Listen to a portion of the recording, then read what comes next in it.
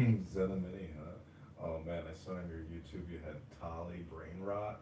I was fucking burst out laughing when I saw that.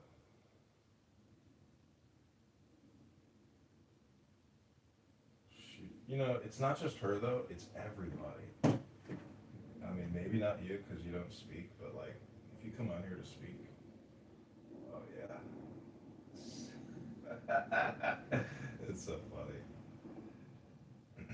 Anyways, I'm about to read what's called a book. I'm sure you know what that is. Oh, hi, Harry Balzac. I'm about to read a book, Harry. Harry is another one. Harry is a young man who needs to learn the power of Torah, aka reading books. That's right. Torah is a book. Did you know that, Chris? A lot of people think it's more than that, but did you know it's a book? All right, so I'm creating an X space. Marcus Aurelius. Mike. Meditation. Read by Candidate Congressman.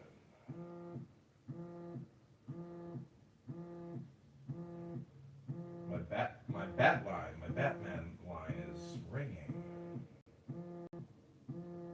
If you want to record this, Chris, please do so.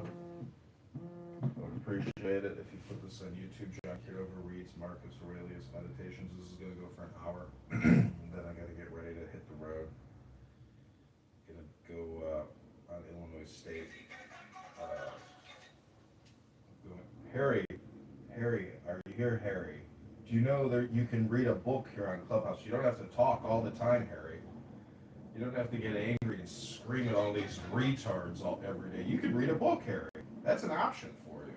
Did you know it's a good option? That's right. Really? Really? Yes. I'm about to prove it to you that I can read.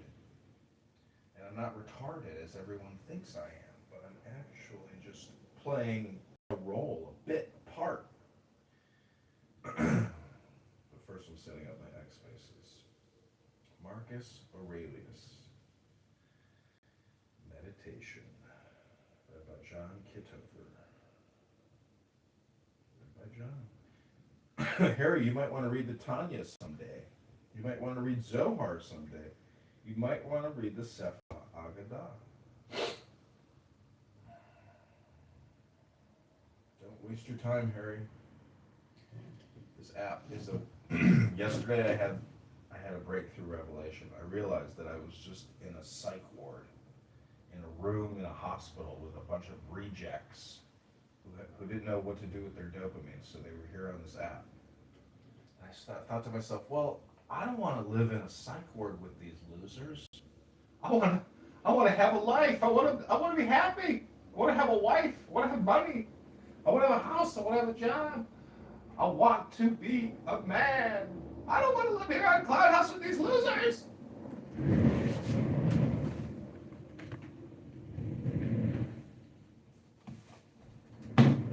Okay, without further ado, I give you Marcus Aurelius. This is book 3. This is in Carnutum.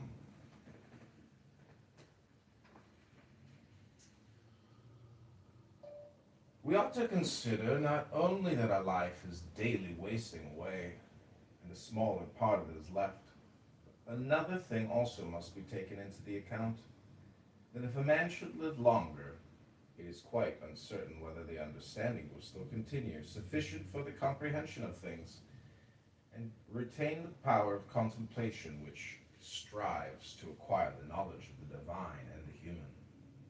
What if he shall begin to fall into dotage, perspiration and nutrition and imagination, and appetite and whatever else there is of the kind will not fail, but the power of making use of ourselves, filling up the measure of our duty, and clearly separating all appearances, and considering whether a man should now depart from life, and whatever else of the kind absolutely requires a disciplined reason.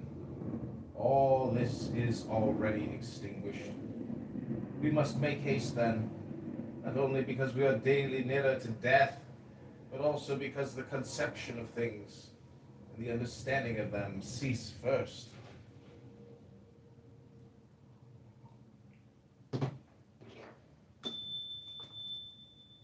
we ought to observe that even the things which follow after the things which are produced according to nature contain something pleasing and attractive.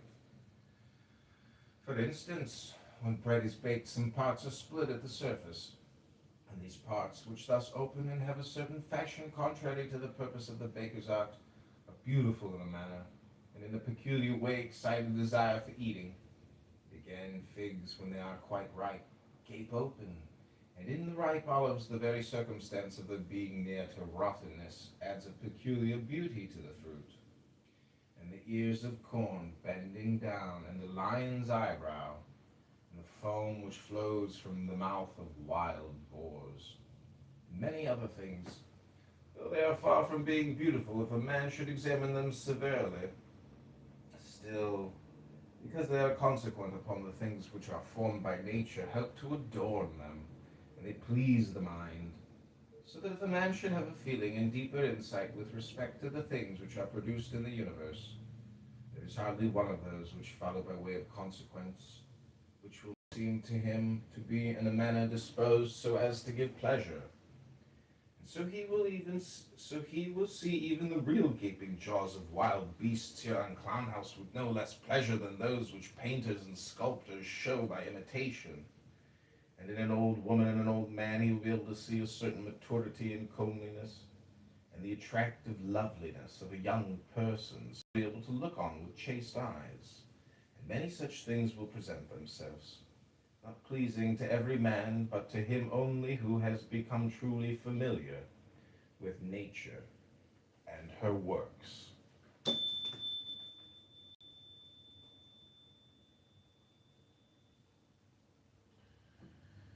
Hippocrates, after curing many diseases himself, fell sick and died. The Chaldai foretold the deaths of many, and then fate caught them too. Alexander and Pompeius and Caius Caesar, after so often completely destroying whole cities, and in battle cutting to pieces many 10,000s of cavalry and infantry, themselves too at last departed from life. Heraclitus, after so many speculations on the conflagration of the universe, was filled with water internally. He died, smeared all over with mud. And lice destroyed Democritus, and other lice killed Socrates. What means all this? Thou hast embarked. Thou hast made the voyage. Thou art come to shore. Get out, if indeed to another life. There is no want of gods, not even there. But if to a state without sensation, thou wilt cease to be held by pains and pleasures, and to be a slave to the vessel, which is as much inferior as that which serves it is superior. For the one is intelligence and deity, the other is earth and corruption. Do not waste the remainder of thy life in thoughts about others on Clown House, when thou dost not refer thy thoughts to some object of common utility. For thou losest the opportunity of doing something else when thou hast such thoughts as these. What is such a person doing, and why? And what is he saying? And what is he thinking of? And what is he contriving? And whatever else of the kind makes us wander from the observation of our own ruling power. We ought then to check in the series of our thoughts everything that is without a purpose and useless. Most of all, the over-curious feeling and the malignant. And the man should use himself to think of those things only about which, if one should suddenly ask, "What hast thou now in thy thoughts?" with perfect openness thou mightest immediately answer, "This or that." So that from thy words it should be plain that everything in thee is simple and benevolent, and such as befits a social animal, and one that cares not for thoughts about pleasure or sensual enjoyments at all, nor has any rivalry or envy and suspicion, or anything else for which thou wouldst blush, if thou shouldst say that thou hadst it in thy mind. For the man who is such and no longer delays being among the number of the best, is like a priest and minister of the gods, using too the deity which is planted within him. which makes the man uncontaminated by pleasure, unharmed by any pain, untouched by any insult, feeling no wrong, a fighter in the noblest fight, one who cannot be overpowered by any passion, dies deep with justice, accepting with all his soul everything which happens and is assigned to him as his portion, and that often nor yet without great necessity and for the general interest, imagining what another says or does or thinks, for it is only what belongs to himself that he makes the matter for his activity. He constantly thinks of that which is allotted to himself out of the sum total of things, and he makes his own acts fair, and he is persuaded that his own portion is good.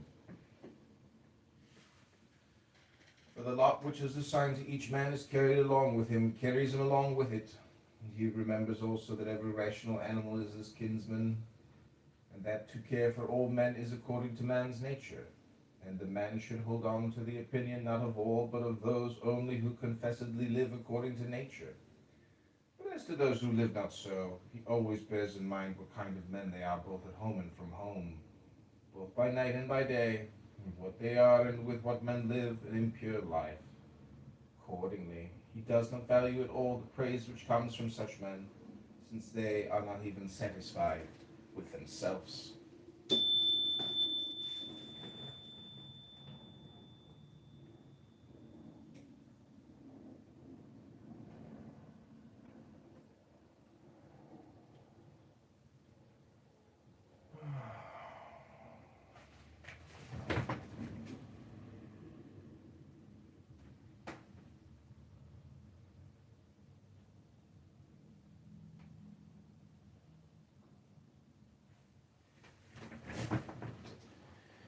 Labor not unwillingly, nor without regard to the common interest, nor without due consideration, nor with distraction, nor let studied ornaments set off thy thoughts, and be not either a man of many words or busy about too many things. Further let the deity which is in thee be the guardian of a living being, manly and of ripe age, and engaged in matter political, and a Roman, and a ruler, who has taken his post like a man waiting for the signal which summons him from life and ready to go, having need neither of oath nor of any man's testimony. Be cheerful also, and seek not external help nor the tranquility which others give. A man then must stand erect, not be kept erect by others. If thou findest in human life anything better than justice, truth, temperance, fortitude, and in a word anything better than thy own mind's self-satisfaction in the things which it enables thee to do according to right reason, and in the condition that is assigned to thee without thy own choice, if I say thou seest anything better than this, turn to it with all thy soul, and enjoy that which thou hast found to be the best. But if nothing appears to be better than the deity which is planted in thee, which has subjected to itself all thy appetites, and carefully examines all the impressions, and as Socrates said, has detached itself from the persuasions of sense, and has submitted itself to the gods and cares for mankind, if thou findest everything else smaller and of less value than this, give place to nothing else. For if thou dost once diverge and incline to it, thou wilt no longer, without distraction, be able to give the preference to that good thing which is thy proper possession and thy own. For it is not right that anything of any other kind, such as praise from the many, power or enjoyment of pleasure, should come into competition with that which is rationally and politically or practically good. All these things, even though they may seem to adapt themselves to the better things in a small degree, obtain the superiority all at once, and carry us away. But do thou, I say simply and freely, choose the better, and hold to it, that which is useful is the better. Well then, if it is useful to thee as a rational being, keep to it. But if it is only useful to thee as an animal, say so. Maintain thy judgment without arrogance. Only take care that thou makest the inquiry by a sure method.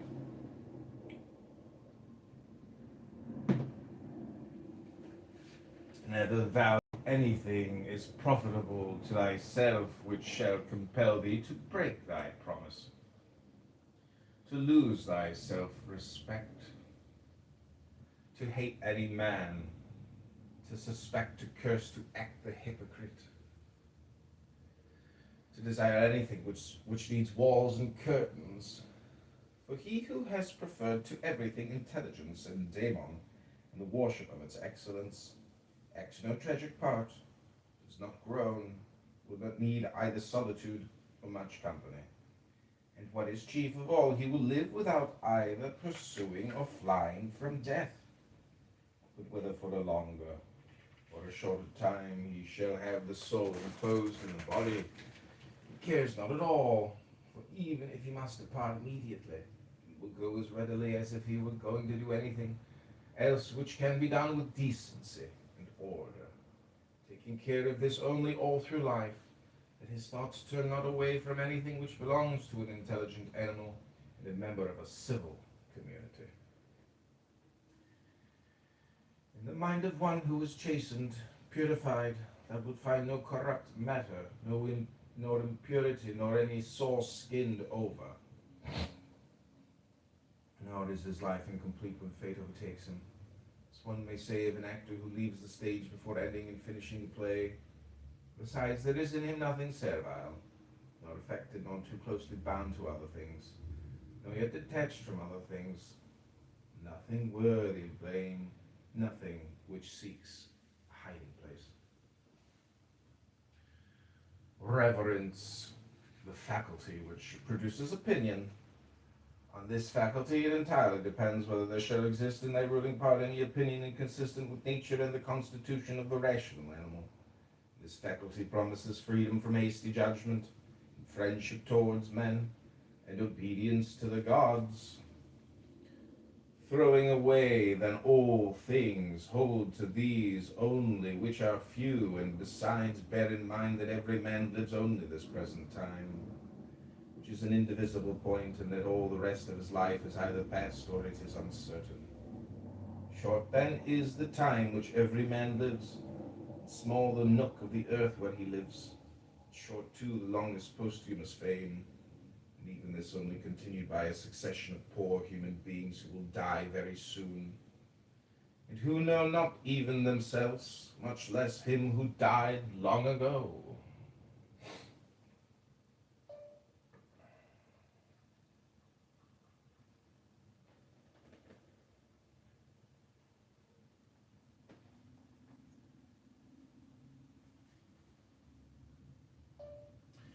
To the A's which have been mentioned, let this one still be added: make for thyself a definition or description of the thing which is presented to thee, so as to see distinctly what kind of a thing it is in its substance, in its nudity, in its complete entirety. Tell thyself its proper name and the names of the things of which it has been compounded, and into which it will be resolved. For nothing is so productive of elevation of mind as to be able to examine methodically and truly every object which is presented to thee in life, and always to look at things so as to see at the same time what kind of universe this is, what kind of use everything performs in it, what value everything has with reference to the whole, and what with reference to man who is a citizen of the highest city, of which all other cities are like families, what each thing is and what it is composed, and how long it is the nature of this thing to endure which now makes an impression on me, and what virtue I have need of with respect to it, such as gentleness, manliness, truth, fidelity, simplicity, contentment, and the rest. Wherefore on every occasion a man should say this comes from God. This is according to the apportionment and spinning of the thread of destiny, and such like coincidence and chance. And this is from one of the same stock, and a kinsman and partner, one who knows not, however, what is according to his nature. But I know, for this reason I behave towards him according to the natural law of fellowship, with benevolence and justice. At the same time, however, in things indifferent, I attempt to ascertain the value of each. If thou workest at that which is before thee, following right reason, seriously, vigorously, calmly, without allowing anything else to distract thee, but keeping thy divine part true.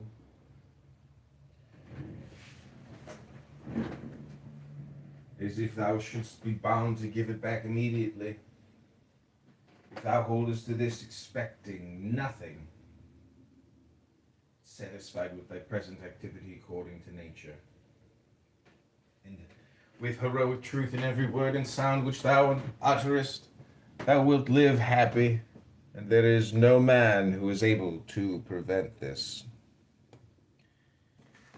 As physicians have always their instruments and knives ready for cases which suddenly require their skill, so do thou have principles ready for the understanding of things divine and human, for doing everything, even the smallest, with a recollection of the bond which unites the divine and human to one another.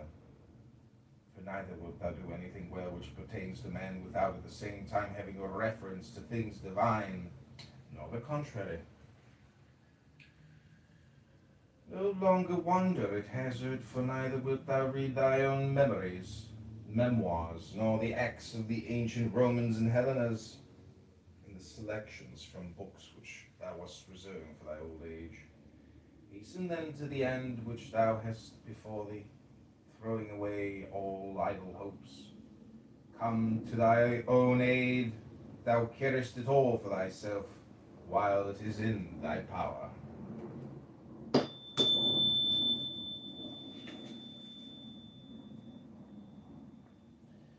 They know not how many things are signified by the words stealing, sowing, buying, keeping quiet, seeing what ought to be done. But this is not affected by the eyes, but by another kind of vision.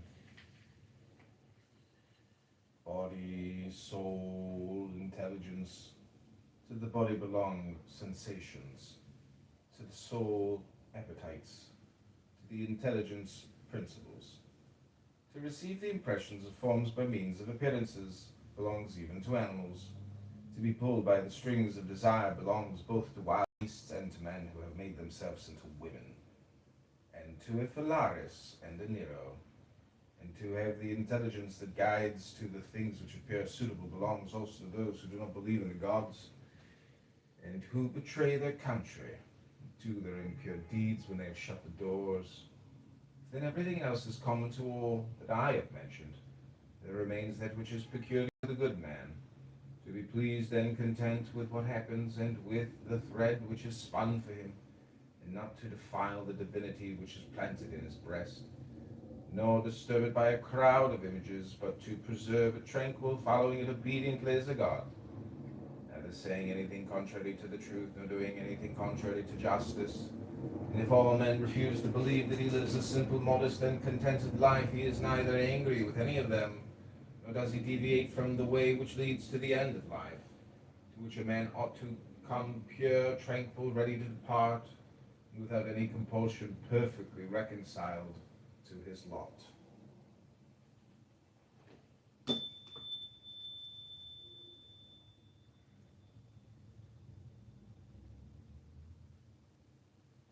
That which rules within, when it is according to nature, is so effective with respect to the events which happen, that it is always easily adapts itself to that which is and is presented to it.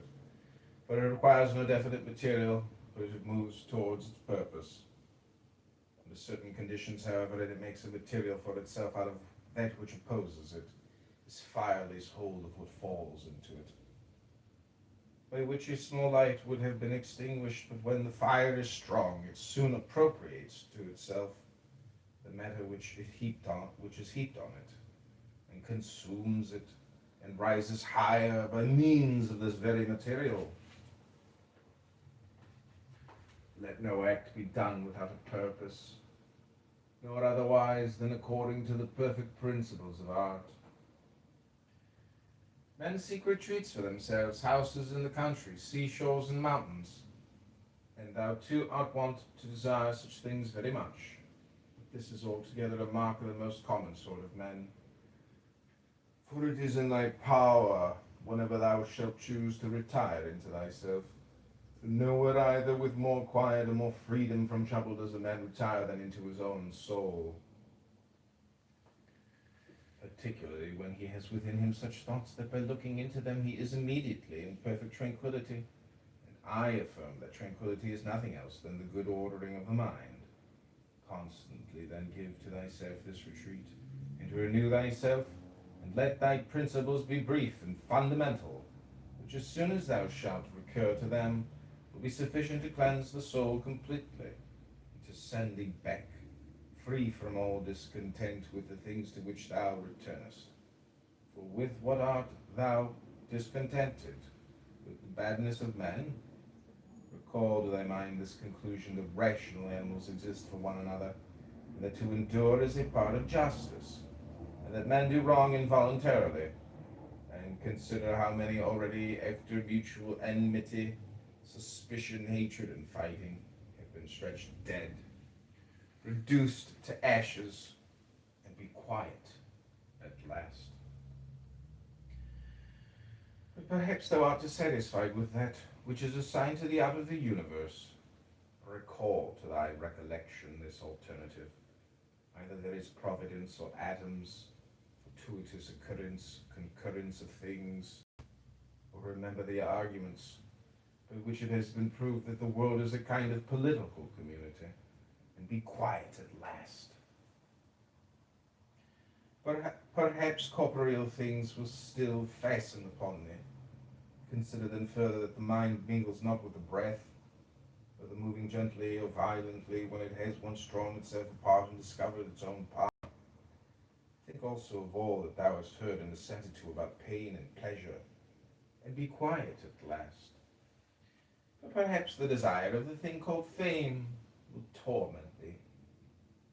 See how soon everything is forgotten, and look at the chaos of infinite time on each side of the present, and the emptiness of applause, the changeableness and want of judgment in those who pretend to give praise, and the narrowness of the space within which it is circumscribed. Be quiet at last. For the whole earth is a point. How small a nook in it is this thy dwelling, and how few are in it. What kind of people are they who will praise thee? This then remains. Remember to retire into this little territory of thy own. Above all, do not distract or strain thyself, but be free. And look at things as a man, as a human being, as a citizen, as a mortal. But among the things readiest to thy hand, to which thou shalt turn, let there be these, which are two. One is that things do not touch the soul, for they are external, and remain immovable. But our perturbations come only from the opinion which is within. The other is that all these things which thou seest change immediately, and will no longer be. Constantly bear in mind how many of these changes thou hast already witnessed. The universe is transformation. Life is opinion.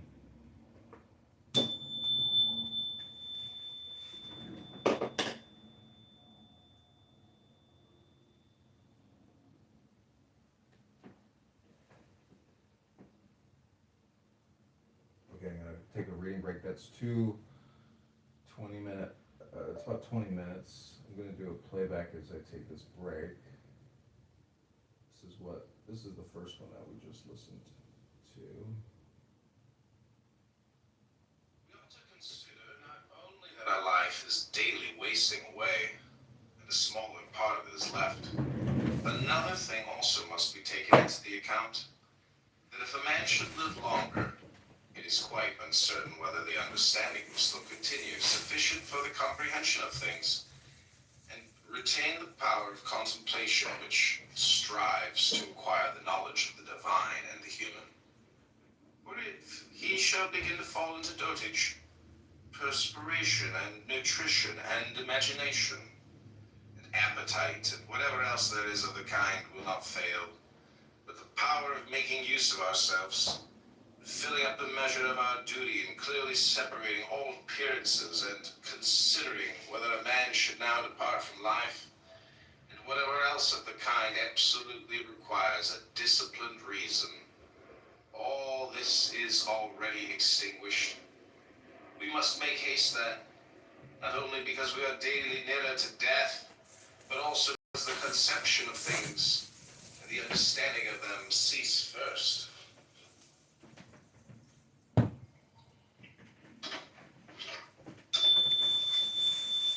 We ought to observe that even the things which follow after the things which are produced according to nature contain something pleasing and attractive. For instance, when bread is baked, some parts split at the surface, and these parts, which thus open and have a certain fashion contrary to the purpose of the baker's art, are beautiful in a manner, and in a peculiar way excite a desire for eating. Again, figs, when they are quite ripe, gape open, and in the ripe olives the very circumstance of their being near to rottenness adds a peculiar beauty to the fruit. And the ears of corn bending down, and the lion's eyebrow, and the foam which flows from the mouth of wild boars, and many other things, though they are far from being beautiful if a man should examine them severely, still, because they are consequent upon the things which are formed by nature, help to adorn them, and they please the mind, so that if a man should have a feeling and deeper insight with respect to the things which are produced in the universe, there is hardly one of those which follow by way of consequence, which will not seem to him to be in a manner disposed so as to give pleasure. And so he will see even the real gaping jaws of wild beasts here. Okay, here we go. This is part 3. If our intellectual part is common, the reason also, in respect of which we are rational beings, is common. If this is so, common also is the reason which commands us what to do and what not to do. If this is so, there is a common law also.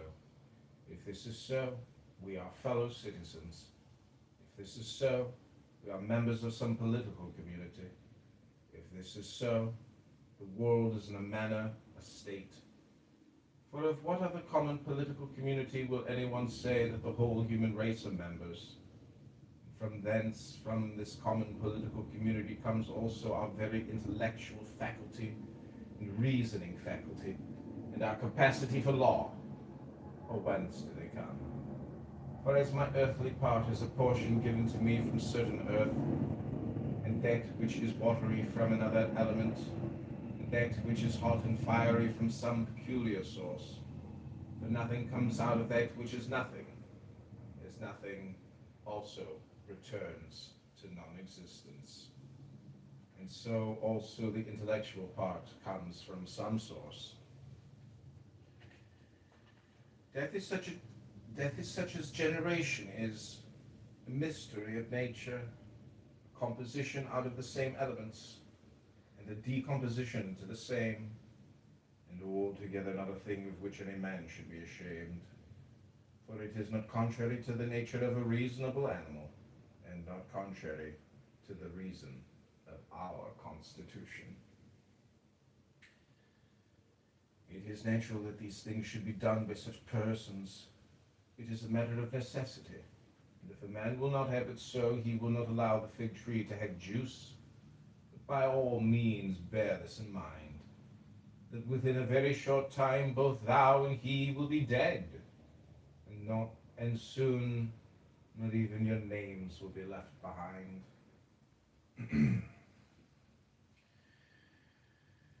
Take away thy opinion, and then there is taken away the complaint. I have been harmed. Take away the complaint.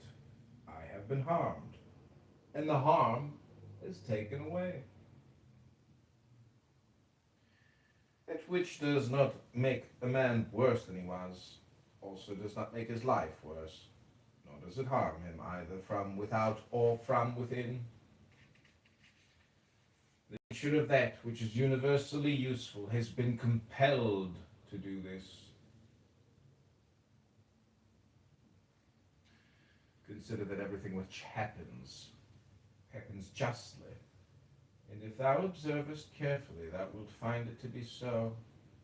Do not say only with respect to the continuity, the series of things, but with respect to what is just, and as if it were done by one who assigns to each thing its value.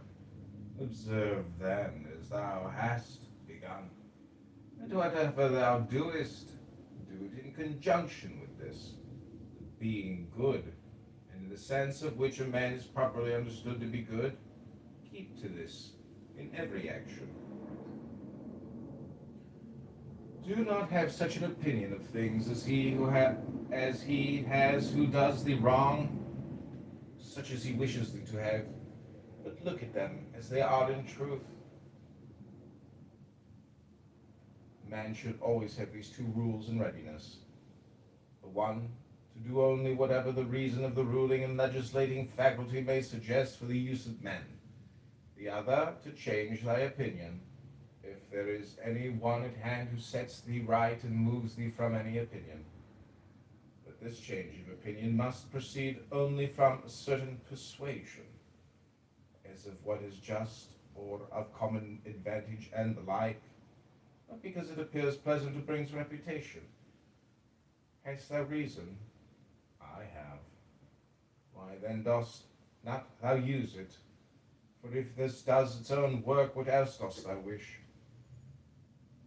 Thou hast existed as a part. Thou shalt disappear in that which produced thee, but rather thou shalt be received back into its seminal principle by transmutation.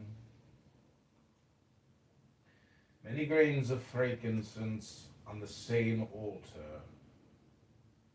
One falls before, another falls after, but it makes no difference.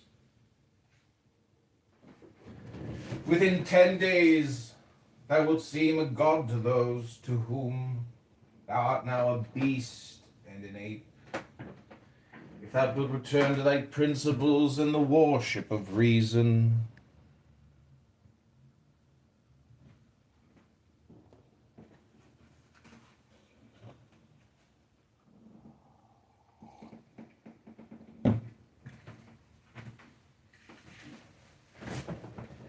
do not act as if thou wert going to live 10,000 years. Death hangs over thee. While thou livest, while it is in thy power, be good.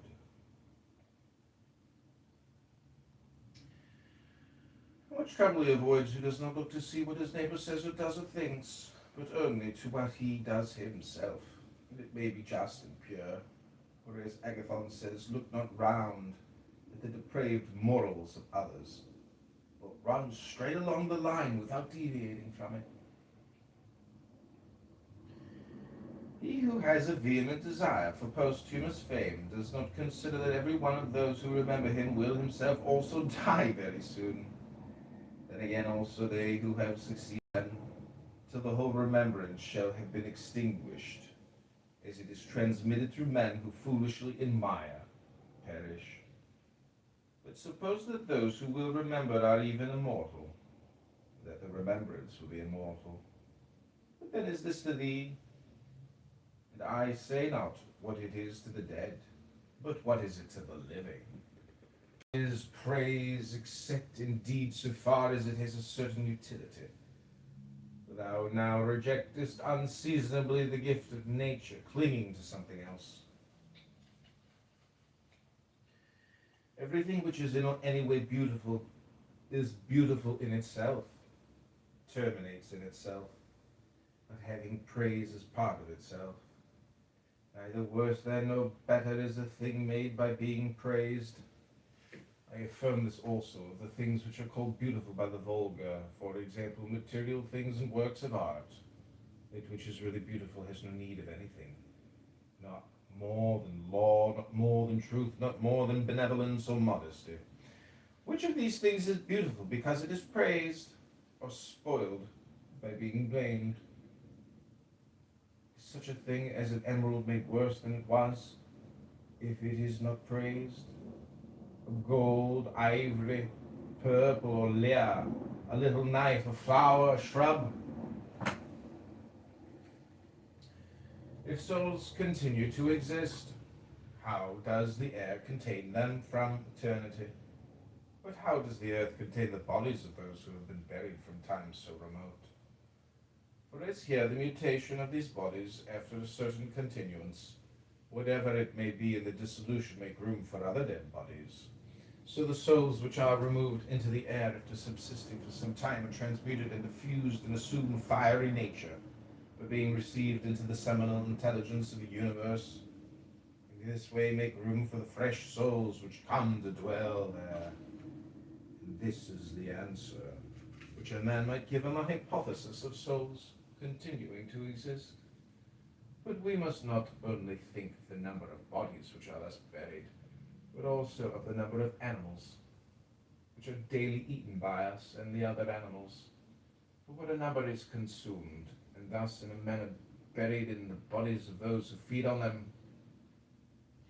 Nevertheless, this earth receives them by reason of the changes of these bodies into blood, and the transformations into the aerial or the fiery element. What is the investigation into the truth in this matter? The division into that which is material and that which is the cause of form, the formal.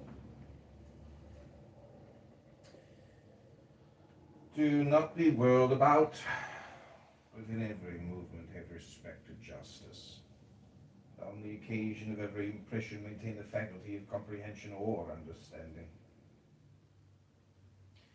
Everything harmonizes with me, which is harmonious to thee, O universe. Nothing for me is too early, nor too late, which is in due time for thee. Everything is fruit to me, which thy seasons bring. O nature, from thee are all things. In thee are all things. To thee all things return. Poet says, dear city of Cecrops, and wilt not thou say, dear city of Zeus? Occupy thyself with few things, says the philosopher, if thou wouldst be tranquil. But consider if it would not be better to say, do what is necessary, and whatever the reason of the animal which is naturally social requires, and as it requires, for this brings not only the tranquility which comes from doing well, but also that which comes from doing few things. For the greatest part of what we say and do being necessary, if a man takes this away, he will have more leisure and less uneasiness. Accordingly, on every occasion a man should ask himself, is this one of the unnecessary things? No, a man should take away not only unnecessary acts, but also unnecessary thoughts. For thus, superfluous acts will not follow after.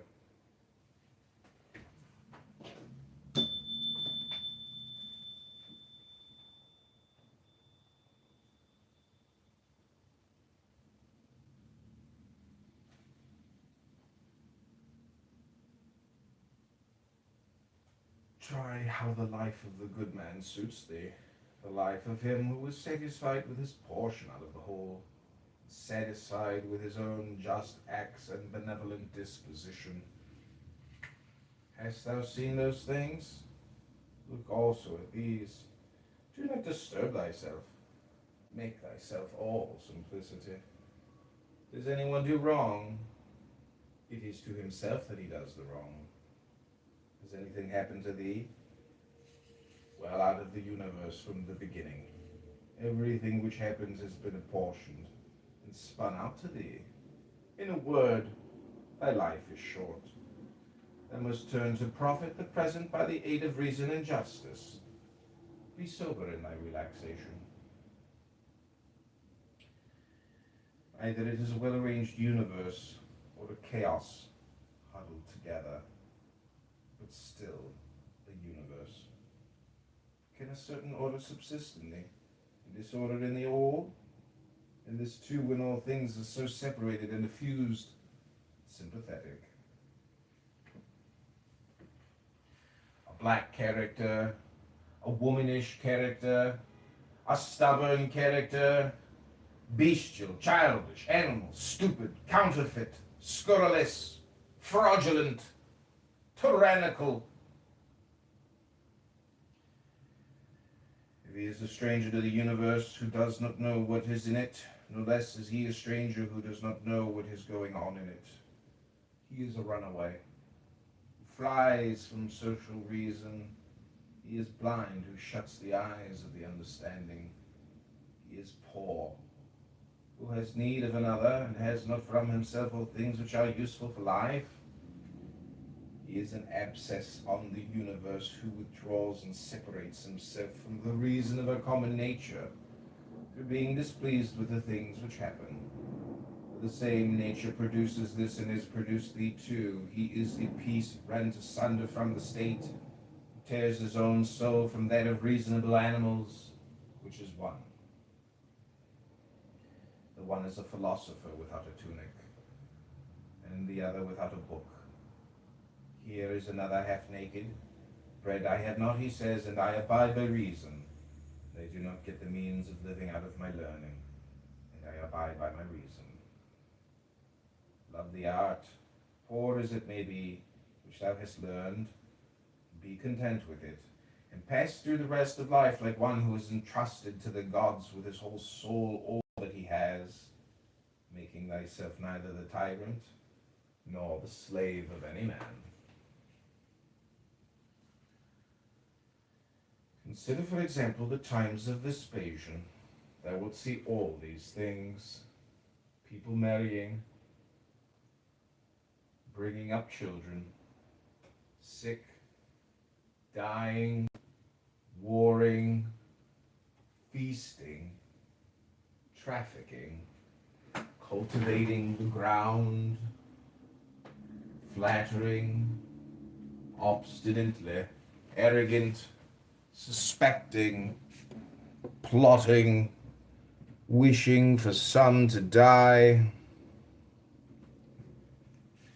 grumbling about the present, loving, heaping up treasure, desiring consulship, kingly power.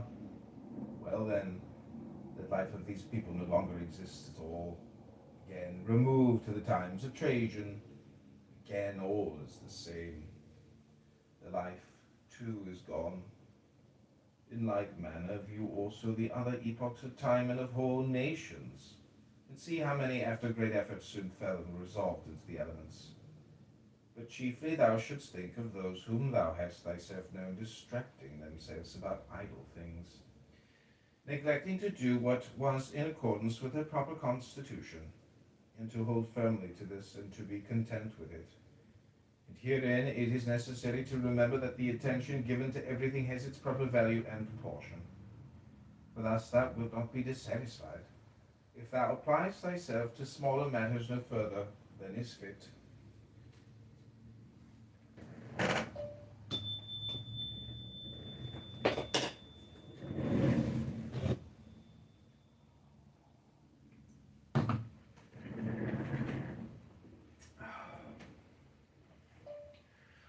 The words which were formerly familiar are now antiquated, so also the names of those who were famed of old, now in a manner antiquated.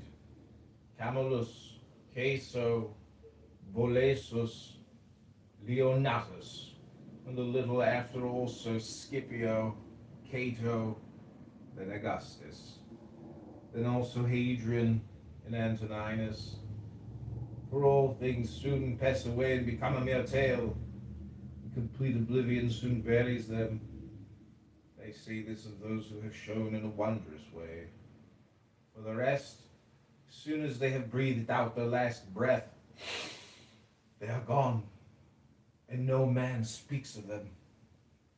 And to conclude the matter, what is even an eternal remembrance? A mere nothing. What then is that about which we ought to employ our serious pains? This one thing: thoughts just, and acts social, and words which never lie, and a disposition which gladly accepts all that happens as necessary as usual, It's flowing from a principle and source of the same kind. Willingly give thyself up to Clotho, one of the fates, allowing her to spin thy thread into whatever things she pleases.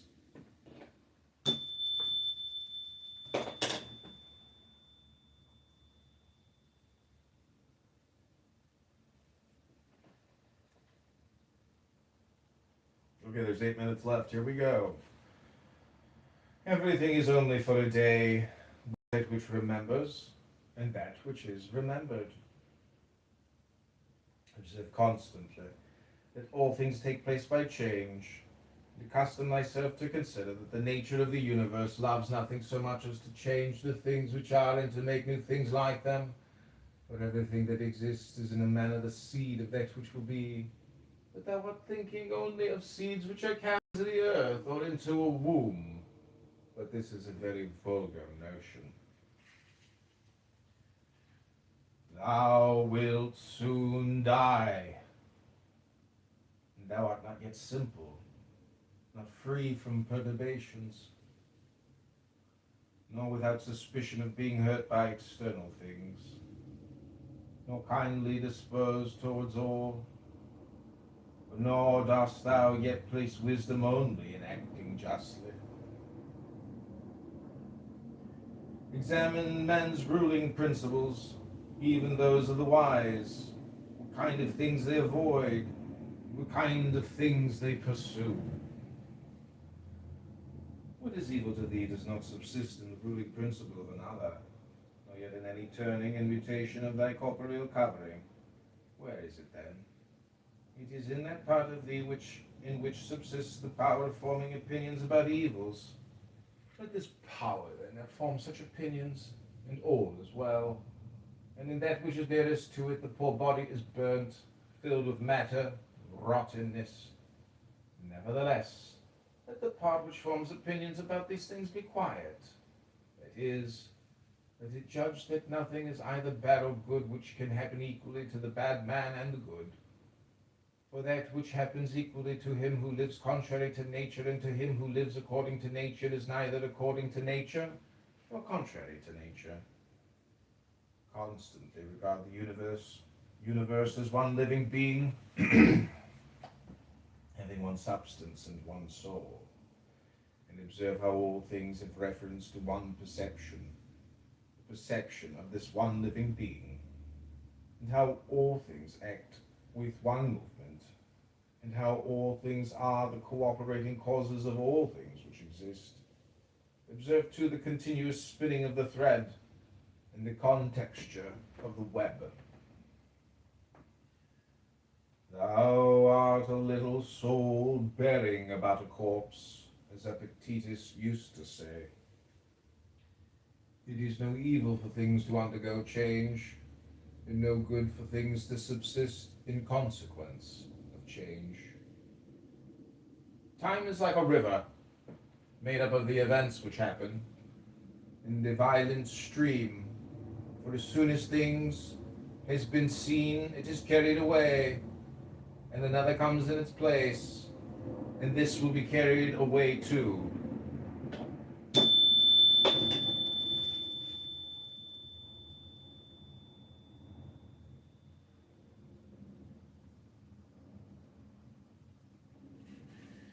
Everything which happens is as familiar and well known as the rose in spring and the fruit in the summer, such as disease and death and calumny, treachery, and whatever else delights fools and vexes them.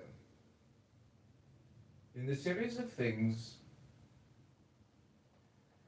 those which follow are always aptly fitted to those which have gone before, for this series is not like a mere enumeration of disjointed things, which has only a necessary sequence, but it is a rational connection, and as all existing things are arranged together harmoniously, so the things which come into existence exhibit no mere succession, but a certain wonderful relationship. Always remember the saying of Heraclitus, that the death of earth is to become water, and the death of water is to become air, and the death of air is to become fire, and mercy. And think too of him who forgets whither the way leads, that men quarrel with that with which they are most constantly in communion. The reason which governs the universe and the things which daily meet with seem to them strange, and consider that we ought not to act and speak as if we were asleep.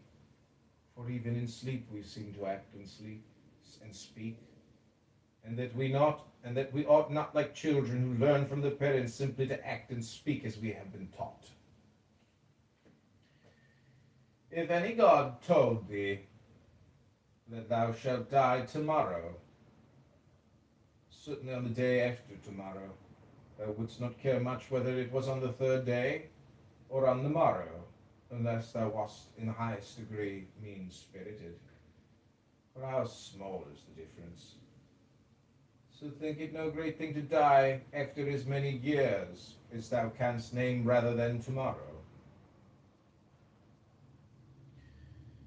Think continually how many physicians are dead after often contracting their eyebrows over the sick. How many astrologers, after predicting with great pretensions the deaths of others. How many philosophers, after endless discourses on death or immortality. How many heroes, after killing thousands. How many tyrants who have used the power of the men's lives with terrible insolence as if they were immortal. How many cities are entirely dead, so to speak, Alice and Pompeii and Herculaneum, and others innumerable. Add to the reckoning all whom thou hast known, one after another. One man after burying another has been laid out dead, and another buries him. All of this in a short time. To conclude, always observe how ephemeral and worthless human things are. And what was yesterday a little mucus, tomorrow will be a mummy or ashes. Pass then through this little space of time, conformably to nature, and end thy journey in content. End thy journey in content. Just as an olive falls off when it is ripe, blessing nature who produced it, and thanking the tree on which it grew. Be like the promontory against which the waves continually break, but it stands firm, tames the fury of the water around it. Unhappy am I because this has happened to me? Not so, but happy am I, though this has happened to me, because I continue free from pain, neither crushed by the present nor fearing the future. Such a thing as this might have happened to every man, but every man would not have continued free from pain on such an occasion. Why then is that rather a misfortune than this a good fortune? And dost thou in all cases call that a man's misfortune which is not a deviation from man's nature? And does a thing seem to thee to be a deviation from man's nature, when it is not contrary to the will of man's nature? Well, thou knowest the will of nature. Will then this which has happened prevent thee from being just, magnanimous, temperate, prudent, secure against inconsiderate opinions and falsehood? Will it prevent thee from having modesty, freedom, and everything else, by the presence of which man's nature obtains all that is its own? Remember too, on every occasion which leads thee to vexation, to apply this principle. Not that this is a misfortune, but that to bear it nobly is good fortune. It is a vulgar, but still a useful help towards contempt of death, to pass in review those who have tenaciously stuck to life.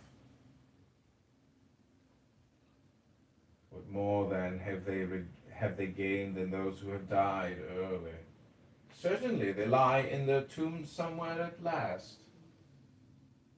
Cadicianus, Fabianus, Julianus, Lepidus, or anyone else like them, who have carried out many to be buried and then were carried out themselves. Altogether, the interval is small between birth and death. And consider how much trouble, and in company of with what sort of people, and in what feeble body this interval is laboriously passed. Do not then consider life a thing of any value. For look to the immensity of time behind thee, and to the time which is before thee, another boundless space. In this infinity, then, what is the difference between him who lives 3 days and him who lives 3 generations?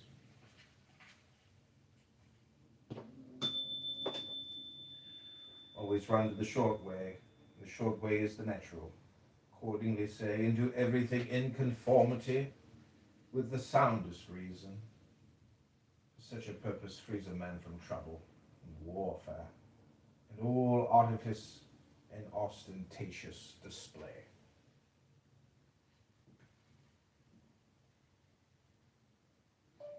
Okay, this is candidate Congressman John Kitover.